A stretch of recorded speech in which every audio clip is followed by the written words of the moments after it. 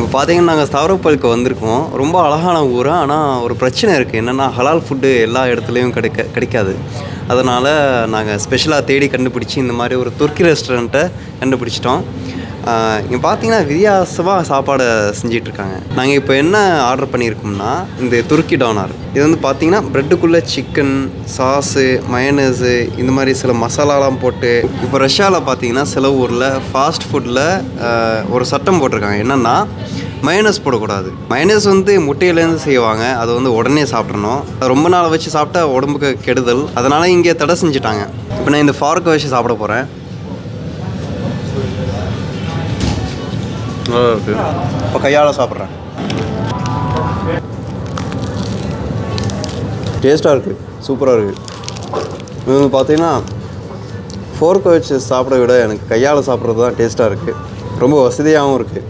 உங்களுக்கு எப்படி சாப்பிட பிடிக்கும்? இந்த மாதிரி ஸ்பூனை வச்சு சாப்பிட்றது பிடிக்குமா இல்லை கையால் சாப்பிட பிடிக்குமா? கமெண்ட்டில் சொல்லுங்கள். அஸ்ஸலாமு அலைக்கும்.